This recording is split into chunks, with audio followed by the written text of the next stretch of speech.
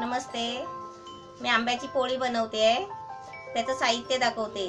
म्हणजेच आंब्याची पोळी, त्याला आम्ही गावाला आहे ना साटं बोलतो.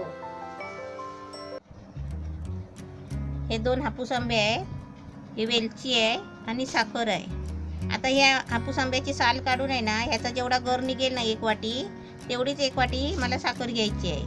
आता मी पहिलं काय करते, ही आंब्याची सालं काढून त्याचा किती गर येतो ते बघते आणि तुम्हाला दाखवते. ही 1 वाटी हापूस आंब्याचा गर काढलाय. आता ही मिक्सरच्या भांड्यामध्ये टाकते आणि ही 1 वाटी आहे ना साखर घेते.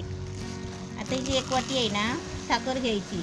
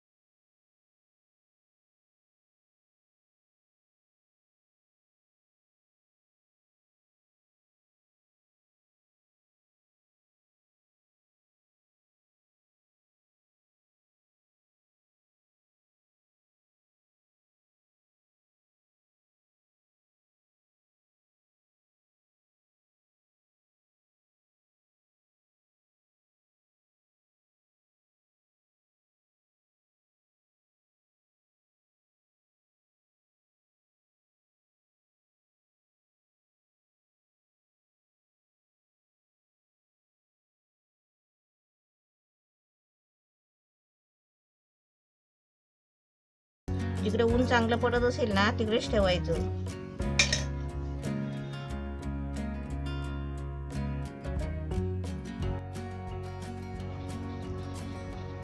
ही आंबा पोळी आहे.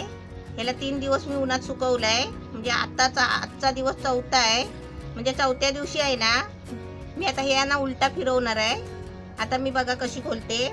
म्हणजे आता मी उलटा फिरवणार आहे. म्हणजे 3 दिवस मी त्याला हात नाही लावला. खाली उन्हामध्ये सुकवून रात्री आपण पंख्याखाली ठेवायचा. म्हणजे असं अडचणीमध्ये ठेवायचं नाही. पंख्याची हवा सुद्धा लागली पाहिजे. अशा पद्धतीने आहे ना हे असं सुकवासुकीचं काम असतो. तेव्हा मी तुम्हाला आता 4थ्या दिवशी आहे ना मी ते फिरवून आहे ना मी अजून त्याला किती 2-3 उन्हा लागतील ते मी तुम्हाला नंतर सांगते. आता मी हे उलटं फिरवते. ती बघा कसं फिरतंय ते. हे ओतताना आहे ना रस ओतताना खाली तेल लावलेलं होतं. असं आपण तेल लावायचं. आता आपल्याला एक गंमत पाहिजे म्हणून आपण काय बोलायचं खोलताना खुलजा शिमशिम. हे बघा, हे बघा.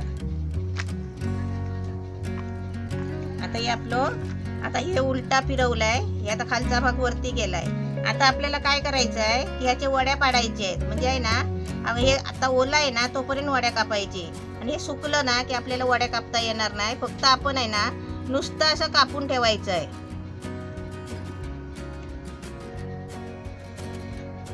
आता ह्याला हलवायचं नाही आहे. खाली असं कापूनच ठेवायचं आहे.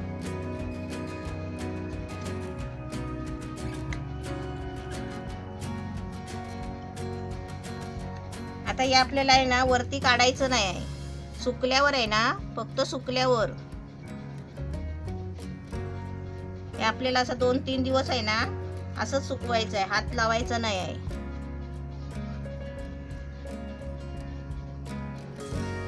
बस हे आता हे असंच परत उन्हात ठेवायचं. आणि आता मी तुम्हाला हे हा माझा 4था दिवस आहे सुकवायचा. 4थ्या दिवशी मी उलटा फिरवून आहे ना त्याचे मी वड्या फक्त सुरी फिरवून ठेवलेली आहे.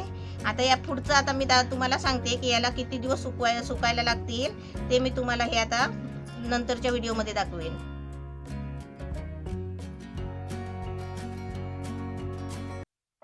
उन्हात सुकवलेली आंबापोळी मस्त तयार झालेली आहे, छान झाली आहे. 5-6 दिवस उन्हामध्ये सुकवायची, मग मस्त कडक होते आणि मग आपण डब्यामध्ये भरून ठेवायची. श्रावणामध्ये खायची उपवासाला.